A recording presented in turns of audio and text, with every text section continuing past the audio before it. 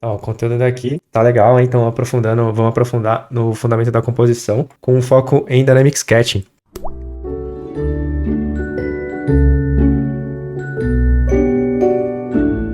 São conceitos do fundamento da composição que você pode aplicar para tudo, mas a gente vai usar esses conceitos para criar uma página como essa, uma página mais equilibrada, né, que tem uma história, um conceito, que é como se fosse um primeiro passo no fundamento da composição, né? Você entender como que você faz, por exemplo, uma página como essa, como se fosse uma enciclopédia, né? Como se fosse um infográfico de uma revista. Então, é isso que a gente vai tentar fazer, né? Tentar criar uma harmonia nas nossas páginas. E aí a gente vai passar por vários conceitos e depois eu vou dar dicas de como montar uma página como essa de uma maneira a partir do ponto de vista da composição. Primeira coisa que a gente vai entender assim de composição é em relação aos pesos que a gente encontra numa página. Então, por exemplo, aqui, ó, quando a gente olha para essa página, você vai ver que tem tamanhos diferentes de cada um dos desenhos. E cada um desses desenhos tem um peso. Ele tem uma hierarquia, que a gente pode chamar também, né? Uma hierarquia de leitura. E os pesos, né, de cada desenho, o tamanho deles, propriamente dito, vai definir qual a gente lê primeiro, e depois em segundo, terceiro, quarto, e aí sucessivamente até o último desenho. Então, vamos entender aqui uns conceitos básicos em relação a essa percepção de leitura que a gente tem numa página. Se eu fizer, por exemplo, dois elementos aqui, vamos usar figuras de forma simples aqui para a gente entender esse conceito. Se eu fizer aqui, por exemplo, ó, um círculo, uma bola, né, de tinta preta, grande, e por um acaso eu fizer também aqui um círculo pequeno, uma mancha preta, o que acontece? O nosso olhar, ele tem uma tendência natural de organizar as informações, hierarquizar as informações. A nossa tendência, né, normalmente, a gente vai ler primeiro o maior, que é o mais pesado na página, então a gente olharia primeiro para esse círculo, para depois ler esse segundo círculo, né? A gente tem essa tendência natural de ver as figuras dessa maneira numa página, num desenho, e simples assim a gente consegue perceber isso, assim, né? Quando você bate o olho, por exemplo, ó, põe aqui, a primeira coisa que você olha é isso, assim, ó, tá vendo? Então, é o mesmo, por exemplo, se eu fizer algo do tipo assim, ó, isso funciona no design, por exemplo, né? No design, na publicidade, é muito comum isso aqui. Se eu tenho um texto, inclusive no editorial, né? Vou mostrar aqui exemplos também no Photoshop, no aplicativo, vai ficar mais fácil. Então, por exemplo, se eu escrevo e coloco desse tamanho aqui, né? Grandão, uma caneta mais grossa. E embaixo eu coloco aqui, por exemplo, um outro texto, sei lá, Dynamic Sketch, com uma fonte mais fina, uma caneta mais fina também. O que acontece? A tendência é da gente ler primeiro também esse texto grande aqui. Por quê? Pelo tamanho, o nosso olhar é atraído por essa informação mais gritante. Então, e depois só que a gente tem a tendência de ler esse segundo texto. Isso então é o peso das informações. Seja um texto, numa revista, por exemplo, numa manchete de um blog, de uma página de notícias, de um livro, que seja, né? Tem um título sempre maior e o subtítulo, o corpo do texto, menor. E também para imagens, né? Seja essas formas simples ou um desenho como esse aqui, né? Você vai notar que a tendência é você ver o maior aqui, né?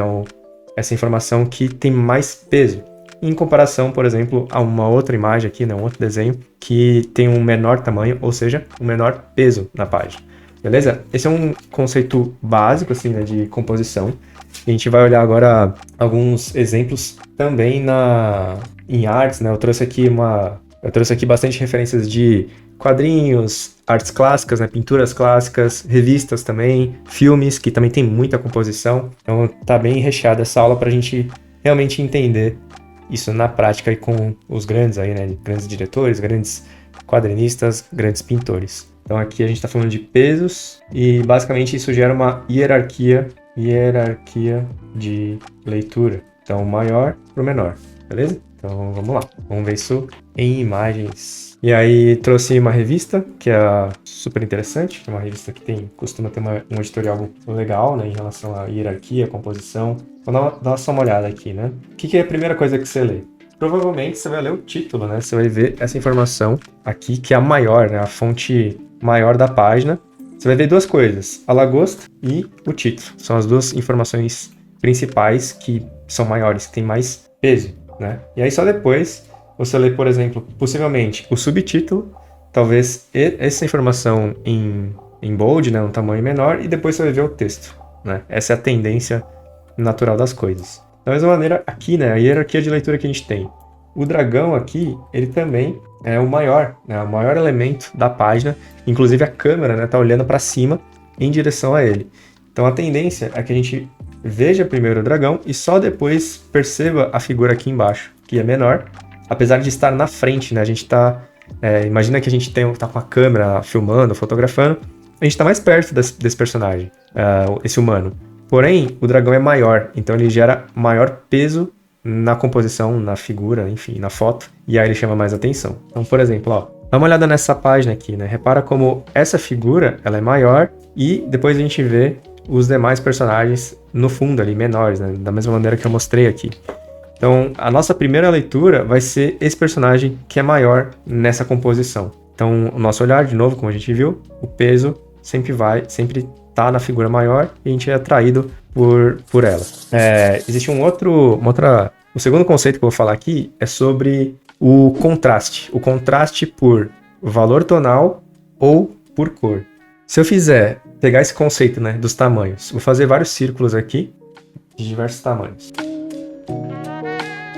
Pela hierarquia do peso, né, do tamanho que a gente falou, a tendência é a gente olhar primeiro os círculos maiores, talvez esse, né, que são os mais imponentes aqui. Só que o que acontece, né? Se eu pintar uma dessas esferas, desses círculos, mesmo que seja um círculo menor, ele vai chamar mais atenção. Então, por exemplo, ó, vamos escolher um aqui que é tecnicamente menor do que todos os outros. Por exemplo, esse aqui do meio. Se eu pintar ele, vamos ver o que acontece. Eu vou tirar a folha e vocês vão olhar de novo e ver qual que chama a sua atenção. Eu imagino que, naturalmente, o seu olhar foi pro círculo preto aqui, né? Mais escuro. E curioso, né? Porque por mais que tenha aqui círculos maiores, o nosso olhar vai para aquela figura que tem mais contraste. Ou seja, no caso, tem uma folha branca com círculos brancos, mas tem um círculo totalmente preto. E ele vai ter mais peso, não pelo tamanho, mas pelo tom, ou seja, claro e escuro. No caso, ele é mais escuro do que todo o resto. E o mesmo pode funcionar com a cor. Inclusive, a cor também, né? Cada cor tem um tom, ou seja, tem uma certa claridade. Um amarelo é mais claro, um vermelho é mais escuro e por aí vai, né? Tem vários tons, cada cor tem um tom natural. Porém, a cor em si, né? Ela também pode gerar contraste. Então, vamos dar uma olhada aqui, ó. Eu vou pintar vários círculos azuis com uma cor de aquarela ultramar aqui, bem vibrante. Vou fazer de vários tamanhos também.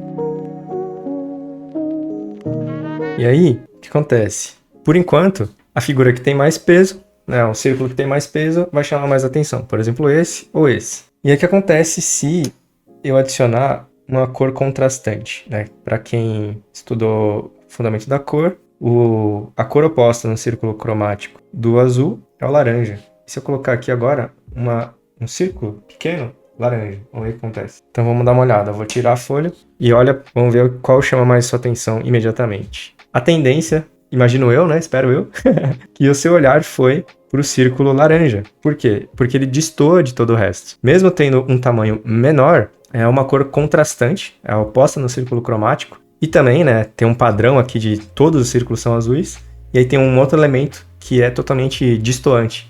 Então, a gente vai ter essa tendência de ler primeiro esse círculo e depois todo o resto, independente do tamanho, beleza? Então é meio que assim, ó, o tom ou a cor, ela vai sobrepor o tamanho, então a gente vai ler primeiro esse, e depois a gente segue a regra do tamanho, né? A gente vai ver possivelmente esse ou esse, e depois os demais círculos aqui, né?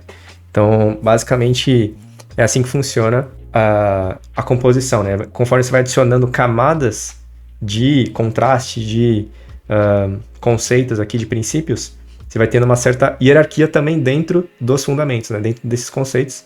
E aí é o grande jogo, né? O grande desafio de você saber controlar tudo isso aí. E aí vamos dar uma olhada em exemplos aqui com artes clássicas, com filmes também, inclusive, é uma excelente maneira de você aprender composição. Aqui, ó, primeiro, nas artes aqui de alguns artistas contemporâneos, Yoshitaka Amano, dá só uma olhada nessa composição aqui. Tem vários em jogo, né, vários princípios do fundamento da composição, mas dá só uma olhada como o fundo é escuro e a figura, ela é totalmente clara, assim, né, basicamente ela está sendo recortada, ou seja, ela está sendo emoldurada pelo fundo.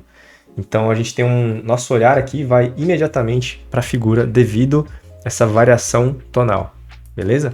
O mesmo nessa pintura aqui, né, que é o do, não sei pronunciar o nome desse artista, o Singh aqui, vou chamar ele de Singh. O que acontece? A gente tá vendo aqui uma figura totalmente escura, por mais que ela seja maior, né, ela é bem imponente aqui, bem escura, mas aí temos aqui uma figura extremamente branca, né, nesse fundo escuro. Então, a tendência da gente nem sempre é correta, né? Às vezes você vai ver a primeira figura maior, e às vezes você pode ver a figura menor, depende. Né, nada é correto, mas a tendência é você olhar a figura mais contrastada aqui na frente, né? Que ela é totalmente branca num fundo escuro. Então, mais um exemplo aqui, claro que tem a cor no meio aqui, mas é principalmente valor tonal, escuro e claro. Um outro tipo de contraste é pelo detalhamento. E aí eu vou demonstrar aqui. Contraste por detalhamento. Vou fazer de novo vários círculos aqui. O que acontece? Todos eles aqui têm o mesmo peso. Na verdade, o tamanho aqui está em jogo, né? O tamanho sempre vai ter o mais iminente, assim, né? O mais evidente, assim. Aí a gente vai olhar para aquele que é maior. Mas o que acontece, né? Se eu pegar um desses aqui, por exemplo, esse menor, e detalhar ele, por exemplo, realizar uma textura, que é o princípio do Dynamic Sketching, né? Se eu detalhar, colocar uma textura, colocar achura, vamos ver o que acontece, né? Aqui nessa esfera. Fazer como se fosse pedras aqui, né? Então, uma esfera aqui aleatória, texturizada. O que acontece, né? Quando eu detalho ela, quando eu texturizo aqui no caso, ela vai naturalmente também chamar o nosso olhar. Ela se torna o ponto focal. Então, por exemplo, eu vou tirar aqui, ó. Vamos ver qual que é que você olha primeiro. Possivelmente você olhou essa aqui, porque justamente ela é a única que está detalhada, é a única que está com luz e sombra, detalhes, textura, que está mais pesada pela quantidade de linhas também, né? E aí, esse é um dos principais utilizados, né? O princípio do detalhamento ali, que a gente encontra no Dynamic Sketch, beleza? Então, isso somado aos demais princípios aqui da composição vão te ajudar a chamar o seu olhar. Por exemplo, naquele quadro lá da rosa e azul, que as meninas estão contra um fundo escuro, elas também chamam atenção porque elas estão extremamente detalhadas, assim. Você vê a roupa delas, está cheio de dobrinhas lá, vincos e tudo mais, e lacinhos e um monte de coisas. Isso chama o nosso olhar, né? O detalhado versus o mais simples, né? Um fundo mais simples, mais liso, ele chama mais atenção, né? Ele gera mais contraste. Então tem contraste por valor tonal, por cor, por detalhamento e por tamanho. Então olha só a complexidade de princípios em jogo. E aqui uma animação, né? Que é o fundo extremamente complexo, extremamente detalhado, que é o mundo do Wall-E aqui, o próprio Wall-E cheio de ferrugem, cheio de engrenagens aqui, um monte de coisa. E a gente tem a Eva, né? Que ela é totalmente lisa, então ela contrasta imediatamente com esse fundo, também pela cor, pelo tom, enfim, por vários elementos aí, mas principalmente pelo detalhamento, porque ela é um elemento liso, tecnológico, versus um mundo rústico, enferrujado, antigo, complexo. Então tá aí o princípio do detalhamento ao contrário nessa cena do filme do Wall-E. E aí vamos pro último ponto aqui. Vamos juntar tudo isso aí e pensar agora em relação a uma página propriamente dita. Vamos para a parte mais prática aqui. Então, ó, o último ponto que eu quero falar é meio que juntando tudo. A gente vai agora juntar cada um desses princípios e entender como que a gente pode montar uma página, no caso de Dynamic Sketching, que é o primeiro passo na composição, né? Porque fazer ali um quadro, uma cena complexa é muito trabalhoso, muito difícil e confuso, que são muitas coisas em jogo. E aí vou mostrar primeiro aqui um esquema simplificado no papel e de novo vou mostrar alguns exemplos de filmes, de quadros e por aí vai. Então, o mais simples que a gente... Vou fazer 4 quadros aqui, 2 páginas. Um que a gente costuma ver bastante é o de equilíbrio central, que é Basicamente, por exemplo, isso aqui é quase que um central, né? É uma figura maior no centro e outros elementos ao redor. Então, você pode fazer, por exemplo, colocar bem no centro mesmo, uma figura aqui, e aí por outros elementos ao redor. E aí isso vai gerar um certo equilíbrio, porque, né, o maior está no centro, logo as coisas ficam mais equilibradas aqui, beleza? Outra maneira simples de você resolver o equilíbrio da sua página é através da simetria, um equilíbrio simétrico. De você colocar, por exemplo, é o que eu mostrei anteriormente, né? 2 elementos de igual peso. De novo, não precisa ser do mesmo tamanho, mas com algum dos princípios que eu falei, por detalhamento, por tom, por cor, ou por tamanho mesmo, né? Se for o caso. Mas normalmente não é a melhor solução. E aí você pode pôr outros elementos ali ao redor. Mas de modo geral tá equilibrado, né? Os pesos são semelhantes aqui no meio. Beleza? Aí um outro possível também que é interessante, bastante usado no cinema também, é o equilíbrio diagonal, que pode ser assim da esquerda para a direita ou da direita para a esquerda, né? Tanto faz, funciona igual. E aí, de novo, você bota 2 elementos de pesos semelhantes, não necessariamente de tamanhos iguais, mas de pesos na página semelhante. E aí gera um equilíbrio de um lado para o outro. Aí um outro equilíbrio, aí ele já é mais assimétrico, né? Que é baseado na regra dos terços. Eu vou pôr aqui como assimétrico, mas é basicamente regra que é bem famosa, né? Na fotografia é clássica e no design também. Que é basicamente você separar a sua folha ou sua fotografia em quadrantes. Você vai fazer aqui 2 linhas e posicionar, né, 2 linhas verticais, separando igualmente, né? 1 terço, 2 terços, 3 terços, tanto de vertical quanto horizontal, perfeitamente, né? E aí você posiciona os elementos mais importantes numa das intersecções, ou aqui, ou aqui, ou aqui, ou aqui. Não nos 4, tá? Um dos. Você escolhe um e posiciona. E aí isso gera um peso assimétrico, né? Vai ter um elemento mais importante em um desses quadrantes e os demais no resto da página. Beleza? Aí tem outras variações que você pode fazer, menores aqui que eu vou fazer. Você pode fazer, por exemplo, em X, né? Que é mais sem graça, né? Porque fica tudo meio que de igual peso. Pode fazer colunado, né? Com colunas. Então aqui em X, colunas. Pode fazer é como se fosse um editorial. É interessante também. Você fazer um peso maior aqui assim. Uma coisa assim. Colunado. 3 colunas, 2 colunas, como você quiser. Então esses são equilíbrios mais básicos. Vou mostrar aqui como eu pensei, por exemplo, essa página e mostrar o processo, né, como que os passos mesmo, né? Desde o mais básico, que é organizar as referências, né, como que você pensa na composição, o que você quer passar, qual é a mensagem e por aí vai. Então, ó, tô com um aplicativo de referências e aí é o seguinte, né? São as referências que eu pesquisei antes de fazer essa página. E aí o primeiro passo, antes de você fazer uma página, né, de Dynamic Sketching, é muito importante, não só Dynamic Sketching, né, mas qualquer composição, qualquer desenho. É super importante você planejar o seu desenho, porque a gente tem essa tendência de chega lá e joga o desenho na página, sem você pensar, sem você medir, sem você equilibrar, sem levar em consideração esses princípios, talvez porque você não tem esse conhecimento, mas agora que você tem, o importante é você planejar suas páginas para elas ficarem harmônicas, né? Ter uma composição agradável e também passar uma mensagem, porque como o próprio thumb aqui desse vídeo fala, né? Que todo desenho, ele passa uma mensagem, ele tem uma história, ou pode passar um sentimento, o que seja. E o nosso papel como desenhista é justamente isso, é comunicar uma mensagem, comunicar ordem, comunicar um sentimento, uma ideia, uma narrativa. Se, por exemplo, o quadrinho é pura narrativa, você está conduzindo o olhar da pessoa para ação, para trazer leitura, trazer dinamismo, e você conduz o olhar das pessoas. Mas não só o quadrinho, mas qualquer arte, né? Qualquer desenho, o papel é conduzir o olhar do observador e comunicar algo. Então, quando você vai fazer uma página, especificamente aqui da Dynamic Sketching, que é o primeiro passo, assim, o primeiro contato, que eu acho que é interessante com o fundamento da composição, é você planejar. E você pode planejar desde o princípio, assim, da organização das suas referências e depois por um processo de thumbnails, né, que depois eu vou explicar o que é, quem não conhece. Então, basicamente assim, ó, a primeira etapa é jogar as imagens no aplicativo. Joga aqui no aplicativo, por exemplo, aqui o PureRef, né, quem não conhece, joga aí no Google. Esse aplicativo você consegue organizar, né, e visualizar de uma vez só. E é um aplicativo bem leve aqui, né. E aí, por exemplo, né, o que eu pensei?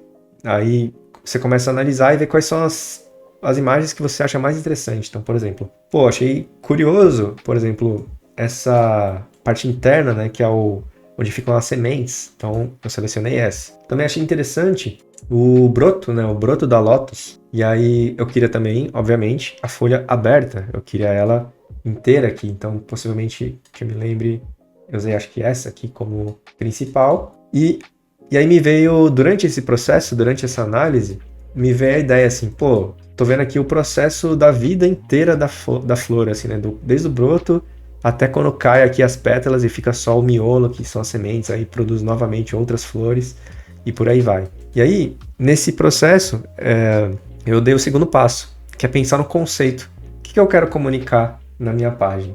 E aqui no caso, o conceito que eu pensei foi o seguinte, que eu quero mostrar o ciclo da flor de lótus, né? E aí eu mostro ela como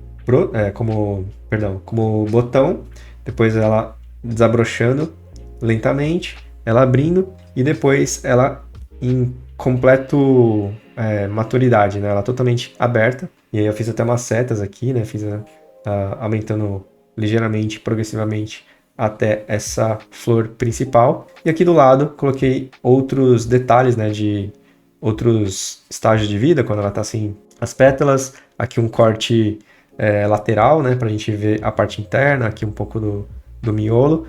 Então foi esse o conceito que eu pensei, né, de que não seria só jogar flores e composições aleatórias aqui, né?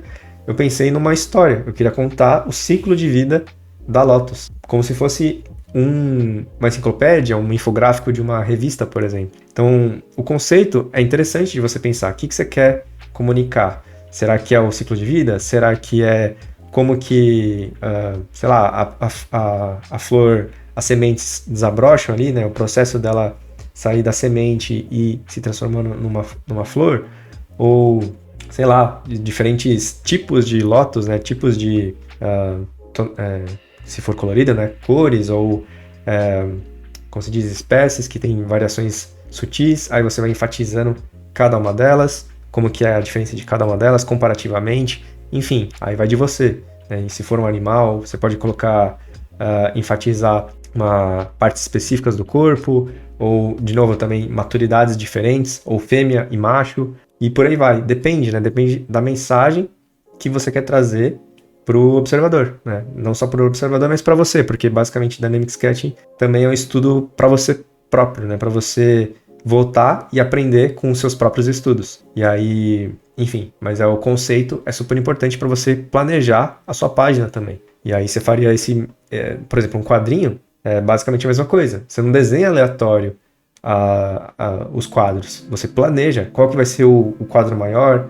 Nesse quadro, quem vai ser o personagem maior, qual que vai ser o ângulo. Você tem que planejar a sua página para comunicar de forma eficaz. Então, o Dynamic Sketching, ele é o primeiro passo que você pode ter aí no fundamento da composição. Ele é excelente para isso também. Beleza. Pensado pensado o conceito, o significado, a sensação, a mensagem que seja, aí a gente pode pensar também, né, qual que vai ser o ponto focal. E aí, de novo, eu queria enfatizar o ponto máximo de maturidade da flor de lótus, que inclusive, né, é a flor mais... esse ponto aqui, né, de maturidade é o mais bonito. Então eu quero enfatizar ela, eu quero ampliar ela aqui e o resto eu deixo menor. Então aqui no aplicativo, né, você já pode começar fazendo isso. Então aqui mesmo você já pode ir planejando a hierarquia, né? Como que você vai colocar os pesos, no caso por tamanho inicialmente, né? Eu quero enfatizar a flor totalmente maturada e aí o resto eu vou diminuir. Então, talvez fazer progressivamente menor para o maior até chegar no maior, tá vendo? Então, já aqui, você já consegue ter uma noção muito clara de como que você vai fazer a sua composição. Aí você vai organizando, né, já tendo uma ideia de como vai ser uma sua página. Imagina que aqui, ó, esse retângulo é a sua página. Então, você já consegue ter uma visão geral de como que vai caminhar a sua página.